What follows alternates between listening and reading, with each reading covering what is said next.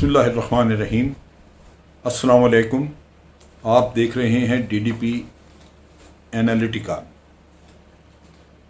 अफ़गानिस्तान से आने वाली ख़बरों के मुताबिक हालात वहाँ बड़े तेज़ी से बदल रहे हैं। अफ़गान तालिबान का दावा है कि वो 40 या उससे कुछ ज़्यादा अजला पे कब्ज़ा कर चुके हैं पिछले 2 महीनों में, और सूरत हाल तेज़ी से बदल रही है।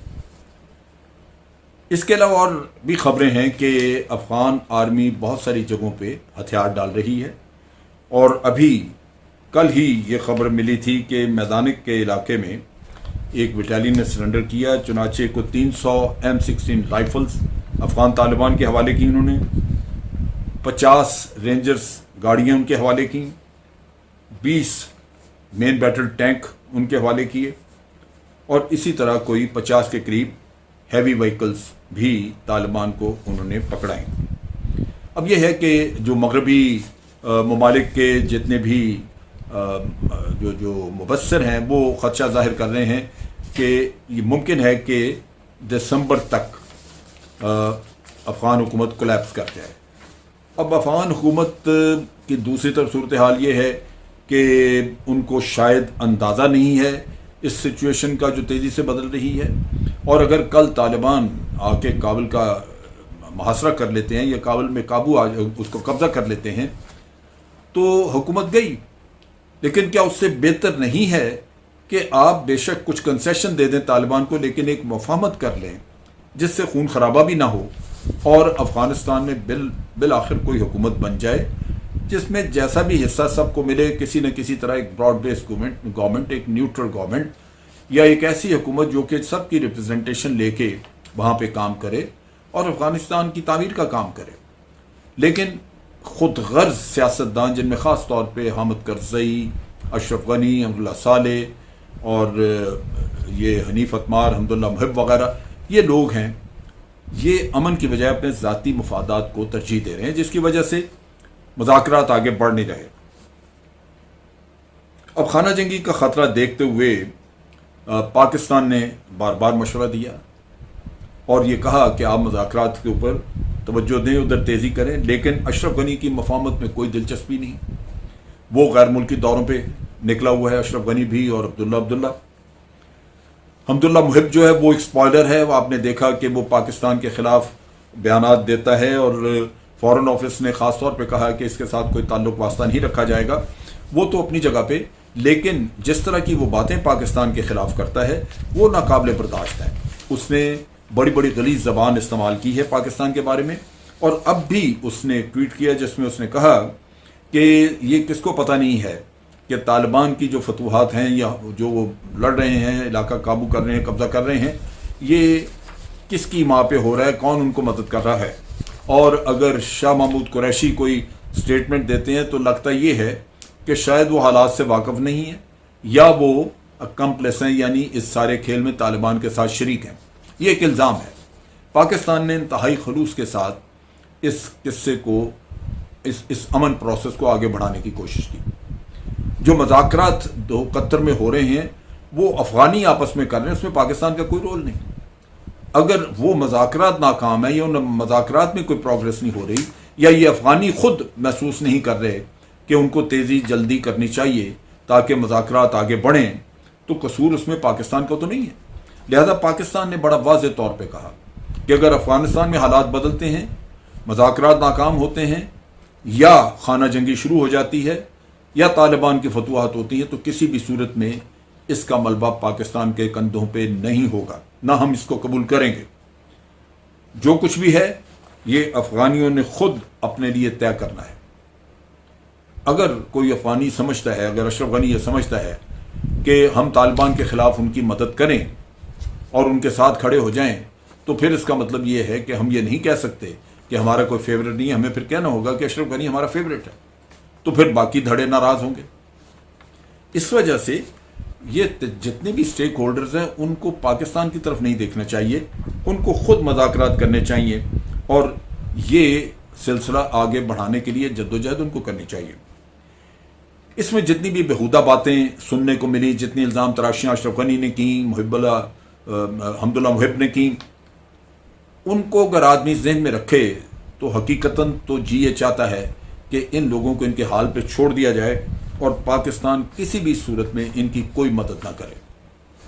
लेकिन बासूरत खलूस नीयत से काम करने का मतलब हरगिज़ ये नहीं है कि हम इस प्रोसेस को यहाँ छोड़ दें, या अगर किसी की तरफ से कोई हर्जा सराई है तो उसका ये मतलब हरगिज़ नहीं है कि हम अपना फ़र्ज़ भूल जाएं या हम दिल बर्दाश्ता हों।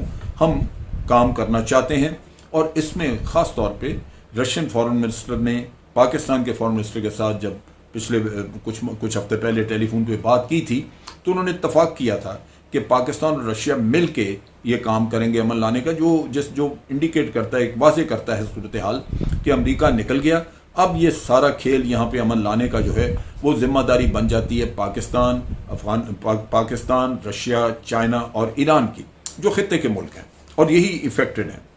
अब इसमें अशरफ गनी का टोला ये स्पॉयलर हैं, ये रहेंगे जैसे हमदुल्ला मुहिब ने जैसे काम किया, ये स्पॉयलर हैं, ये स्पॉयलर रहेंगे। और लगता ये है कि इनके होते हुए अफगानिस्तान में अमन की कोशिशें कामयाब नहीं होगी। अब इसमें सारी प्रॉब्लम यह है कि पाकिस्तान ने कभी इनको कन्फ्रंट नहीं किया। अब अशरफ गनी जब इल्ज़ाम पाकिस्तान पे लगाता है, इसको पूछा जाना चाहिए कि टीटीपी वहाँ पे बैठी है, तुम लोगों ने क्या किया है? हमें पता है कि तुम उनके हेडक्वार्टर में भी जाते हो, तुम जाके तालिबान को, टीटीपी वालों को तुम लोग क्या क्या उनको मुहैया कर रहे हो, मदद कितनी कर रहे हो, हमें सब पता है। इसी तरह जो बलूचिस्तान में इंसर्जेंसी होती रही, तो ये इनको मेरा ख्याल है एक वक्त आ गया है कि हमें इनको बताना चाहिए कि भारत के ईमा पे आप जिस रास्ते पे चले में हैं, हकीकतन तो उस रास्ते में आपका चेहरा भी हमें नहीं देखना चाहिए। लेकिन फिर हम आपको मुसलमान भाई समझते हैं और आपके साथ एक ताल्लुक़ रखा हुआ खुलूस नीयत से कोशिश कर रहे हैं कि किसी तरह यहाँ पे अमन आए। अफ़गानियों को बार बार हमें बताना भी चाहिए कि आपकी इकॉनमी का इन्हिसार भी इसी पे है। हम आपको रास्ता देते हैं, हम आपको फैसिलिटेट करते हैं, हर तरह हमारी अपनी इकॉनमी में उसका बुरा असर पड़ता है, स्मगलिंग होती है, लेकिन उसके बावजूद हम आपको ये सारी सहूलत मुहैया करते हैं ताकि अफ़गानिस्तान को फ़ायदा रहे। लेकिन उसकी बजाय, शुक्रगुजारी की बजाय आप आगे से हर्जा सराई करते हैं।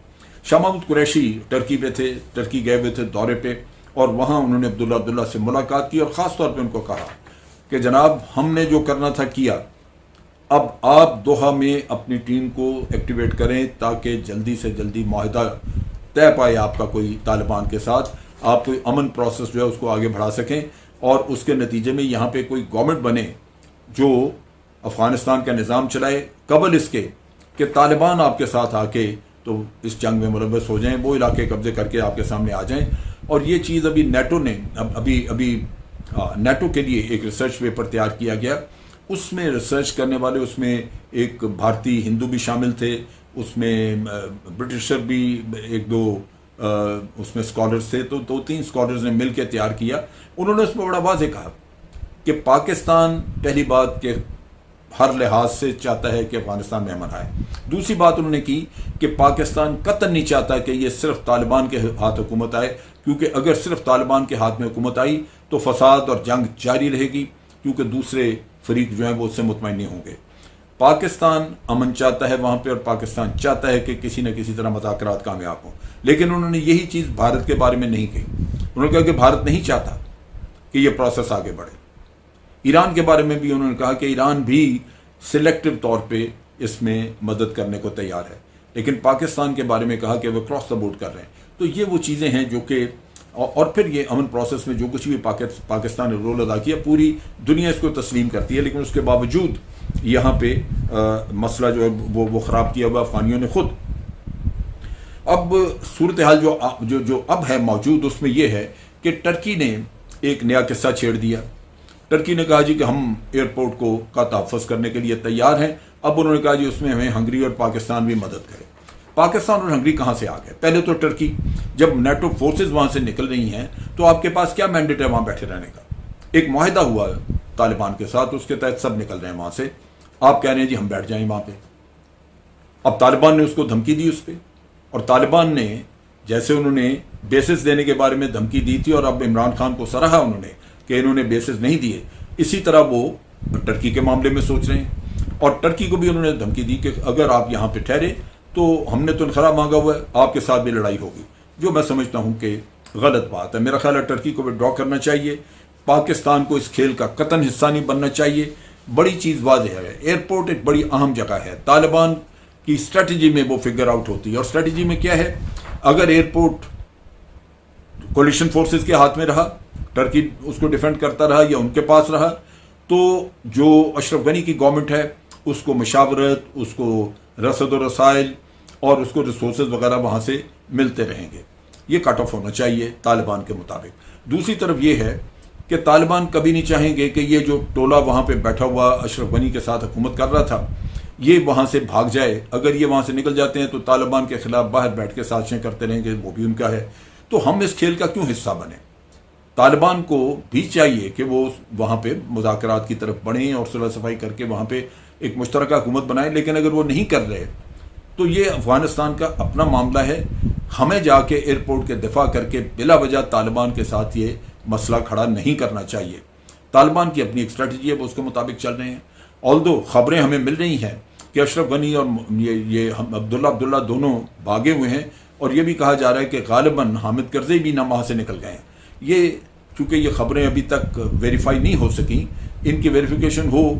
अशरफ गनी का तो पता है कि वो गालिबन अब्दुल्ला अशरफ गनी तो वाकई अमेरिका में है। गालिबन 25 तारीख को वो वाइट हाउस कॉल अपॉन भी कर रहे हैं।